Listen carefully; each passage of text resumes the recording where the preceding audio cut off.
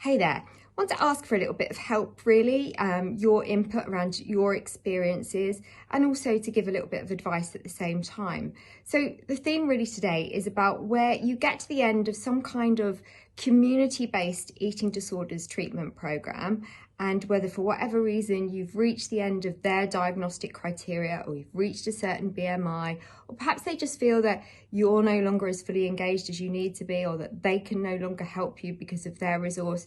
You get to the end of that pathway, you walk out of the door, and what? What happens then? What enables you to keep continuity of your own care? What have been your experiences of that? Has it felt like you've been pushed off the edge of a cliff? Have you felt like you've ended that community service support before you've been ready to?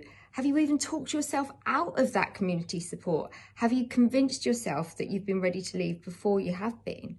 What is it that helps us stay on track with our recovery after everything we might have felt supported to up to a point? And how do we continue that when we're living on our own or living back with family? And how do we fight the demons and put the tactics in place that on a daily basis continue to allow us to feel supported in our world, even when that week by week treatment plan is no longer there? So I'd love to know your experiences of that. From a tactics point of view, I would say in this time of COVID, it's particularly difficult. And I've certainly heard from people who've called me and emailed me in recent weeks who've said perhaps they felt they've exited the service even earlier because of the demands and the pressures on the system during coronavirus, but also because the teams in the eating disorders community haven't been able to provide those physical contact points. What I'd say to that is it's no excuse to pause your recovery, to stop your recovery, or to fall backwards. It's absolutely not what you can afford to do. So think about the things that can maintain your continuity of self-care. Is that about thinking who you've got around you, who you can say, I need you to be in my immediate support circle, whether that's because you want to maintain contact with them by a call or a video contact, or just jumping in on an occasional WhatsApp message and sharing how you're feeling.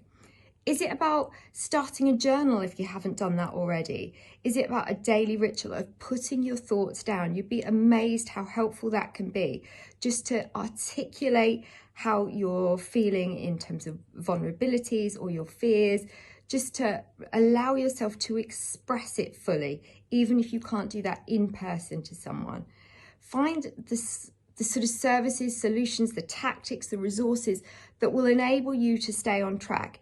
Even if that means at some point you're going to feel you need to re-engage in the services, the best thing you can do is keep going with some level of self-comprehension and self-care. Obviously, we're here as Wednesday's Child.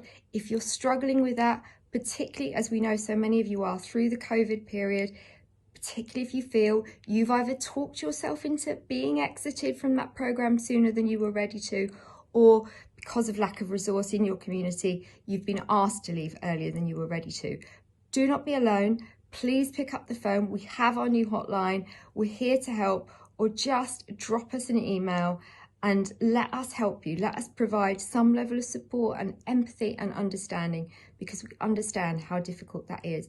And please, please give your comments and let us know what would have helped you more when you were exiting community support and wanted that continuity as you went into rebuilding your own life for yourself. All right, take care in the meantime.